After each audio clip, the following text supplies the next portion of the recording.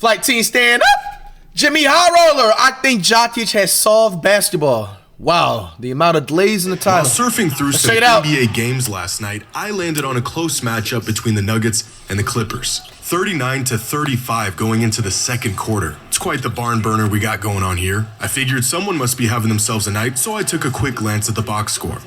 And nothing could have prepared me for what I found. Nikola Jokic with 25 and 6 in the first quarter. Yo, mods, put it on emoji only mode first. Like 7 minutes. Thank you, all out. My eyes must be y'all niggas gotta have better attention spans, deceiving me, so I double checked. 11-minute video. And sure enough, the man was dropping a nuke on and the also Clippers. eat this ass. At the end of the third quarter, the Nuggets had put the Clippers to bed. Jokic didn't really play much after that and jogged his way to a modest 55, 12, and 6. The craziest part about this performance wasn't even how incredible Jokic played in this game. It was how painfully easy he made it look. Has Nikola Jokic solved the game of basketball? Here comes an ad. 5, 4, 3, 2, 1. Today's video is sponsored. Anything like Good Money anymore was by Nick Bending in this. That feature also set Finder, whether it's in one app. Click the link, start saving individual seasons of the last 20. What you are looking at are statistically the best individual seasons of the last 20 years according to GameScore. Now, GameScore is a stat that essentially measures everything a player does on the box score and wraps it up into an all-in-one number. The more a player does and the more efficiently he does it, the higher the game score. Hundreds of players across 2 decades, and these are the top 100. You've got KD in 2010 ranked 85th, Chris Paul in 08 ranked 81st, Kevin Love in 2014 ranked 77th. By the 50s, you are already in MVP territory. LeBron in 2014, Steph in 2016. In fact, there's a lot of LeBron and Steph in here. A lot of Harden, Durant, AD, Giannis. Climb your way into the top 20 seasons and you are looking at some all-time stat-stuffing campaigns. AD in 2018, Westbrook in 2017, LeBron in 2009. But by the time you end up in the top 10, you will find the same 3 names on a run unlike anything else in recent NBA history. The names of Luka, Jokic, and Giannis littered throughout this historic threshold. An average game score of more than 27 only achieved 1 time in NBA history by Nikola Jokic last season. However, Shea and Luka on pace this season to make history of their own, and Giannis on pace for an NBA record, nearing a mind-boggling game score of 30, a mark that would have been inconceivable just a few seasons ago. At least, he was on track to break this record, if it wasn't for Nikola Jokic, who currently holds an average game score this season of 32.64, who, when even compared to the greatest seasons of this century, has entered his own stratosphere. What he is doing right now, even by his standards, completely unprecedented. Between his video game numbers, unparalleled skill set, and the ease in which he does it all, Nikola Jokic is proving once again why he is the most impactful player in basketball. After getting out to what most fans described as a slow start to the season, averaging a measly 20-14-10 through the first 5 games, Jokic apparently heard the criticism and decided he was going to start shooting the ball again. 6 games into his revelation, and the Nuggets haven't lost a game since. They're beating their opponents by an average of 15 points, and Jokic is averaging 36, 12, and 11 in that span. And I would like to take this time to say I too have came to a revelation of my own. I think Nikola Jokic has solved basketball. Not just because of what he's doing on the court, but also because of how he's doing it. On Wednesday night, Jokic didn't just have one of the most efficient 50 pieces in league history, he had one of the easiest 50 pieces in NBA history. It didn't matter what they threw at him, Jokic made easy work of all of it.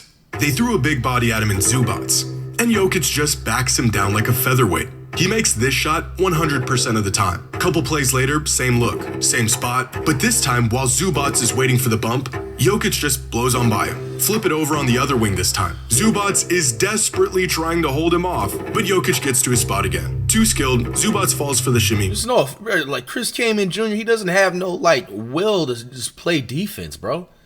Like once again, if this is players like Jermaine O'Neal back in the day, Zach Randolph, Serge Ibaka, shit, even Udonis Haslem, like, bro, he would have had an easy 20 pieces game, not no 50.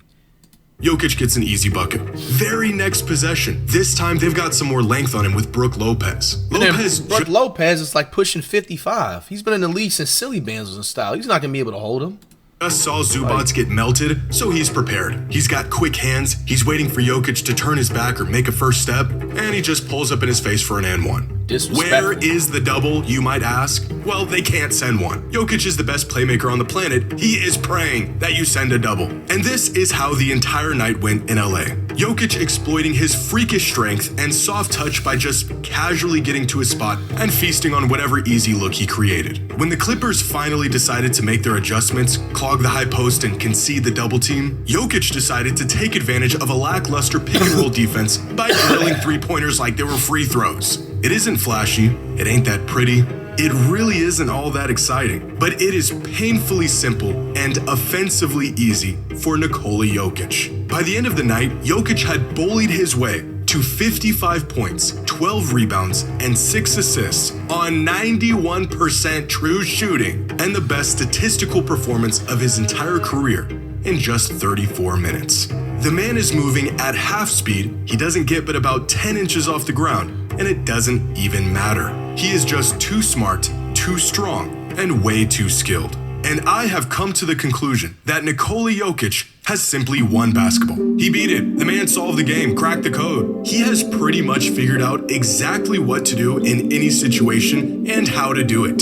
He is unbelievably aware of who's on the court, who's guarding him, where the shooters are, where the shot blockers are. Yo, JxmyHighroller. Yo, fam, this has got to be the most laziest video that you have ever made, bro.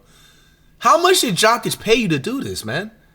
Where the best shots will open up in three. Guys, hold on. Listen to this last 30 seconds, how he was describing them.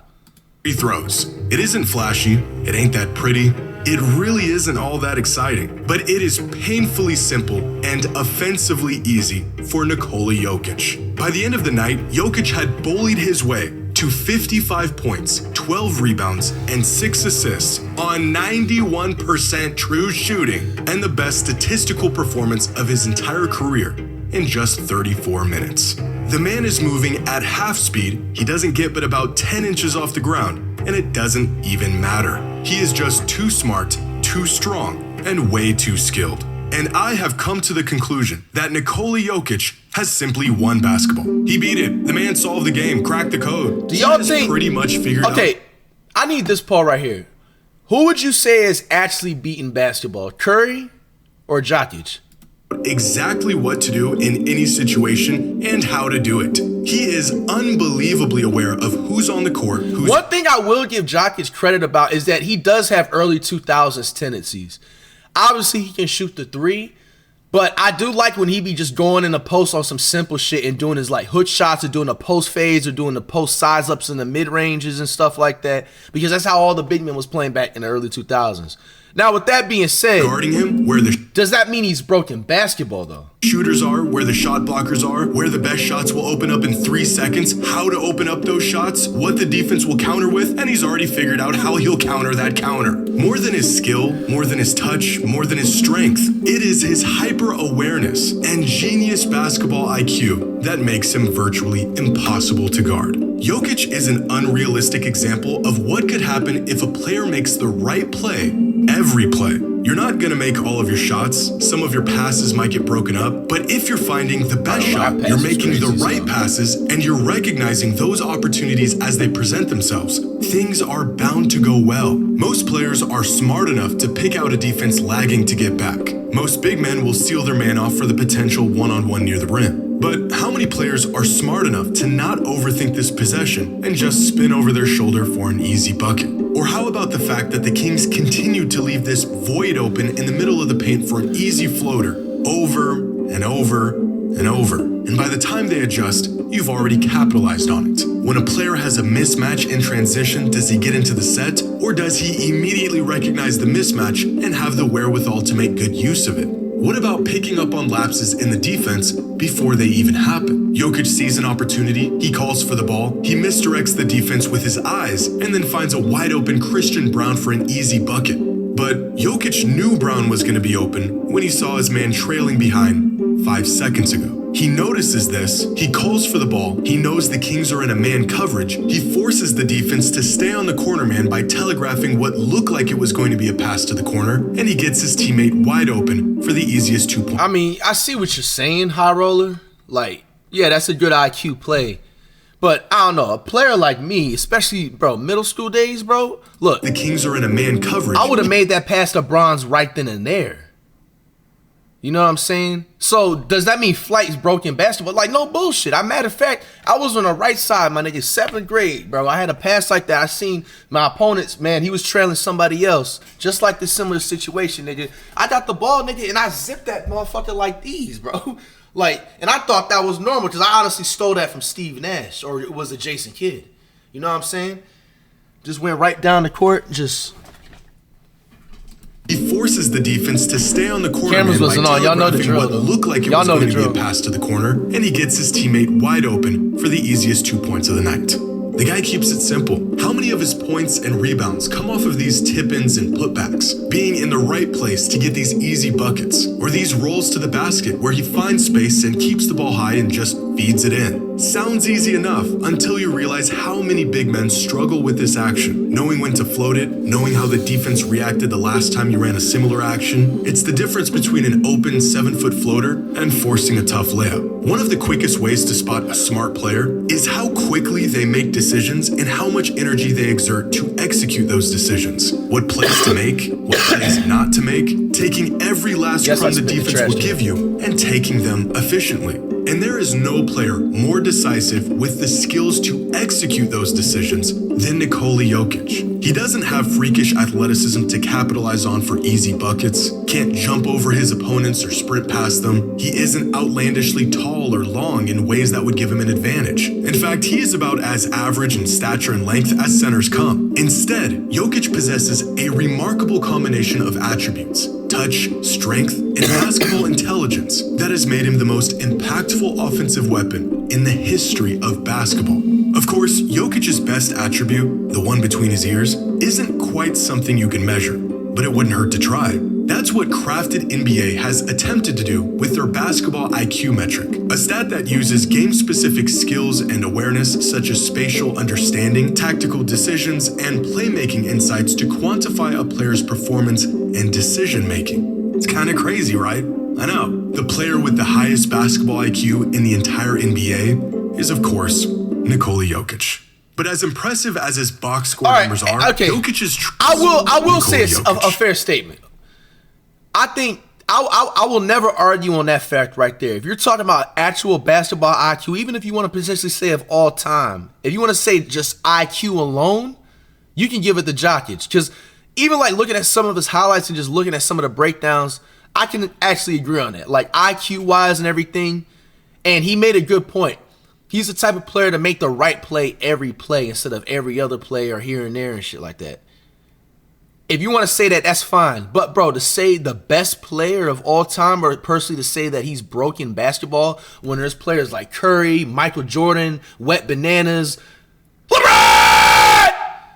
You know what I'm saying? Shit, even like a Kumpo. You know what I'm saying? Like, a Kumpo player builds are going to be like the norm in the next 5 to 10 years. Like, people are not even realizing that as well. Like, but as impressive as his box score numbers are, Jokic's true value is better captured by looking through the lens of advanced numbers. Here are the top 50 players in the league so far this season, according to Box Plus Minus. Now, these numbers will level out a bit as the season continues, but we're quickly approaching the point where most players will settle in about where they are right now. For example, Brunson ranks 31st, Jaylen Brown ranks 25th, Cade at 20, Steph is at 13, and Wemby is at 9. And all the way at the very top, the best players in the league in Luka Doncic, Giannis Antetokounmpo, and Shai Gilgeous-Alexander. Now, a Box Plus Minus of 11 or more is historically great. There's only been about 20 seasons in NBA history of this caliber. For example, LeBron has only had 3 seasons with a BPM above 11. And all 3 of these guys are playing at that level right now. And then there's Nikola Jokic. Oh, they put up way over here. Damn, with a really? Box Plus Minus of 20.8. This is not a typo. This isn't a mistake. There's no error in this graphic. This, my friends, is Nikola Jokic. Bro, you know the funny thing, even still to this day, with like comes down to hooping, bro, I still barely understand box plus minus stat line stuff. But Jokic leads it apparently. Like I said, I agree.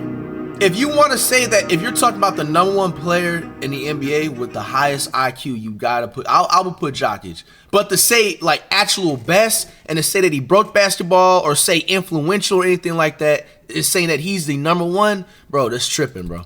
Tripping. Shout out to JxmyHighroller.